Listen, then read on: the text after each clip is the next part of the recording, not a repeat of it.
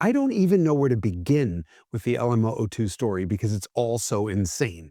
So let's start with all of the things you would never expect based on the way it looks.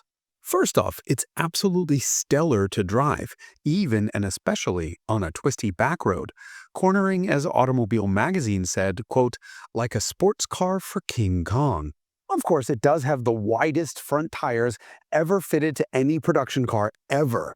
Those are 345 width, same at the rear. And it also has supercar-style independent double wishbone suspension at all four corners. This at a time when other luxury SUVs and trucks like a Range Rover hadn't yet even figured out crappy independent suspension. It has a short-geared close-ratio ZF 5-speed dogleg manual out of an Aston Martin Vantage, and it has one Lamborghini part other than the badges. Taken straight out of the Countach, it's a 5.2-liter quad-cam, 48-valve, 7,000 RPM V12.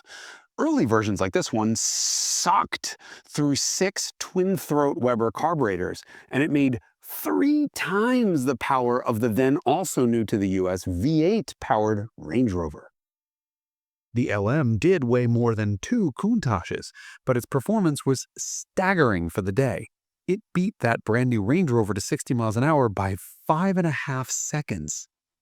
7.7 seconds to 60 and 16 flat through the quarter mile at 86 miles an hour made this not only the quickest truck the world had ever seen, but those numbers were dead nuts identical to another 4-valve per cylinder, 7,000 RPM hot rod that the magazines had just called a super coupe to be reckoned with.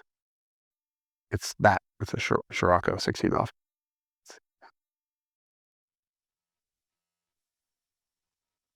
The LM did more than exactly match the Porsche-beating Volkswagen Scirocco 16 valves acceleration. Despite weighing literally 3 times as much, it stopped as quickly, too.